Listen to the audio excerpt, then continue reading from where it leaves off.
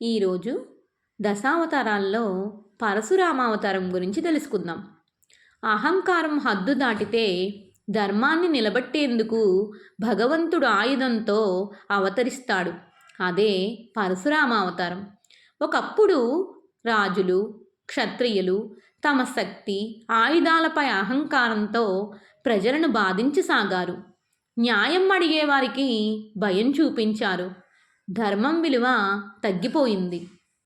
అప్పుడు భగవంతుడు శాంత స్వభావం గల ఋషి వేషంలో అన్యాయాన్ని సహించని యోధుడిగా అవతరించాడు. ఆయనే పరశురాముడు. పరశురాముడు యుద్ధం చేసింది ప్రతీకారం కోసం కాదు, ప్రజలను రక్షించటానికి, అహంకారాన్ని కూల్చడానికి, ధర్మాన్ని తిరిగి నిలబెట్టడానికి. ఈ పరశురామ అవతారం మనకు చెప్పేది ఏమిటంటే, బలం ఉండడం తప్పు కాదు, కానీ ఆ బలంతో ఇతరులను అణచడం తప్పు. అధికారం వచ్చినప్పుడు న్యాయం తప్పిపోతే ధర్మమే ఎదురు నిలబడుతుంది. పరశురామ అవతారం ధర్మం కోసం అవసరమైతే కఠినంగా నిలబడాలి అని నేర్పుతుంది. ఇది మన నిత్య జీవితంలో ఎలా ఉపయోగపడుతుందో ఒక ఉదాహరణ ద్వారా తెలియజేస్తాను.